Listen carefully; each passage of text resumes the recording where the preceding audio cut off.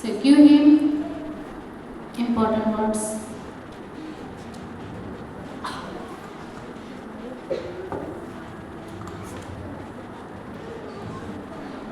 सर्व विश्वाला शांतीचा संदेश देणारे तथागत भगवान गौतम बुद्ध, भारतीय घटनेचे शिल्पकार बोधिसत्व परमपूज्य डॉक्टर बाबासाहेब आंबेडकर, तसेच शिक्षणाचे आद्य प्रवर्तक क्रांतीसूर्य महात्मा ज्योतिबा फुले, क्रांतीज्योती सावित्रीबाई फुले, रमाबाई या सर्वांना मी त्रिवार अभिवादन करते.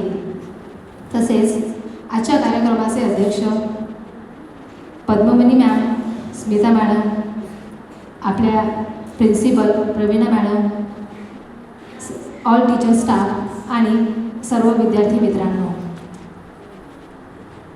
आज 6 डिसेंबर बोधिसत्व डॉक्टर बाबासाहेब आंबेडकर यांचा महापरिनिर्वाण दिन. तर या निमित्तानं आज मी तुम्हाला एक छोटासा इन्सिडेंट सांगणार आहे त्यांच्या आयुष्यातला, की जो आपल्या सर्वांना माहिती आहे. One day when Dr. Babasaheb Ambedkar went into the London library, and he was always been seated there for the study and always been studied for 20 or 21 hours, and his friend was always been there with him. And then what was happened there, whenever he studies for 21 hours, one day his friend asked him, Mr. Ambedkar, why are you not sleeping and studied so long time? What is the reason? जेव्हा doctor Babasaheb Ambedkar 21 तास बसून लायब्ररीमध्ये लंडनच्या अभ्यास करत होते, तेव्हा त्याच्यासोबतच्या त्यांचे जे कंपनियन होते त्यांनी विचारलं की आंबेडकर, तुम्ही इतक्या वेळ बसून का बरं अभ्यास करत असता दररोज? तेव्हा डॉक्टर बाबासाहेबांनी त्यांना सांगितलं की माझा जो समाज आहे तो अज्ञानात गाढ झोपी गेलेला आहे आणि त्या समाजाला मला जागं करायचं आहे.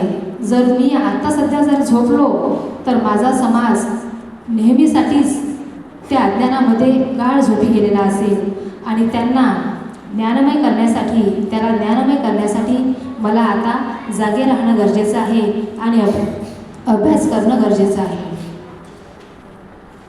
त्यामुळेच डॉक्टर बाबासाहेब आंबेडकर म्हणजे बाबासाहेबांनी एवढे तास अभ्यास करून आपली जी कंडिशन आता जी आहे, आता ज्या स्थितीत आपण आहोत त्या स्थितीत आपल्याला आणून ठेवलेलं आहे. म्हणूनच मला असं वाटते की बाबासाहेबांचे जे अथक प्रयत्न आहेत त्या प्रयत्नांचे फळ म्हणून आपण सर्वजण इथं जमलेलो आहोत. हम कोशिश सफलता मिले या ना मिले, सफलता मिले या ना मिले, मंजिल मिले या ना मिले, यह मुकद्दर की बात है, लेकिन हम कोशिश ही ना करें ये गलत बात है. डॉक्टर बाबासाहेबांनी जे प्रयत्न केले, जो अभ्यास केला आणि त्यासाठी जे प्रयत्न केले, जो त्याग केला आहे आणि त्या त्यागाचं प्रतीक म्हणूनच आपण सर्वजण इथं आहोत. आणि त्यासाठीच जर का आपल्याला सुद्धा आपली जी कंडिशन आहे, जी आपली सध्याची जी अवस्था आहे ती जर का आपल्याला बदलवायची असेल तर बाबासाहेबांच्या पावलावर पाऊल ठेवूनच आपल्याला चालावं लागेल. ॲटलिस्ट आपल्याला आपण 21 तास नाही तर त्याच्यातले अर्ध तरी आपण जाऊन अभ्यास करून स्वतःला घडवू शकतो. बाबासाहेबांनी ते त्याग केले आहेत म्हणून आपण घडलो आहे आणि हाच एक आदर्श डोळ्यासमोर ठेवून आपण त्यांचं एक अनुकरण करू शकतो आणि आजच्या दिवशी त्यांना श्रद्धांजली किंवा आदरांजली म्हणून आपण त्याच गुणांचा म्हणजे एक अवलोकन आपण करायला पाहिजे. परत एकदा आज 6 डिसेंबर दिनी बाबासाहेबांना अभिवादन करते आणि इथेच थांबते. थँक्यू.